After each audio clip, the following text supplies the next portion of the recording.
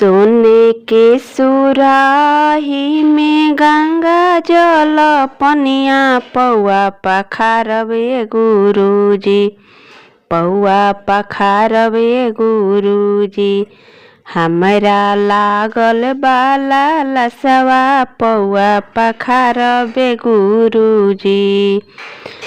सास पौआ पखरली ससुर पौआ पखरल, सास पौआ पखरली ससुर पौआ पखरल।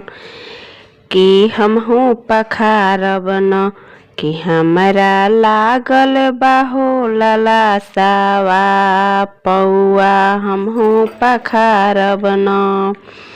सोने सुराही में गंगा जल पनिया पौआ हमहू पखारब न। हमरा लागल बाला लसवा पौआ हमहू पखारब न। भसुर पौआ पखरलन गोतीन पौआ पखरली, भसुर पौआ पखरलन गोतीनी पौआ पखरली। कि पौआ हमहू पखारब न हमरा लागल बाला लसवा पौआ हमहू पखारब न। सोने के सुराही में गंगा जल पनिया पौआ हमहू पखारब न।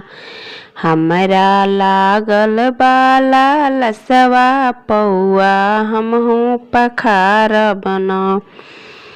अरे देवर पौआ पखरले देवरानी पौआ पखरली। कि पौआ हमहू पखारब न हमरा लागल बाला लसवा पौआ हमहू पखारब न। कि पौआ हमहू पखारब न। सोने के सुराही में गंगा जल पनिया पौआ पखारबे गुरुजी, पौआ पखारबे गुरुजी। हमरा लागल बाला लसवा पौआ पखारबे गुरुजी, पौआ पखारबे गुरुजी।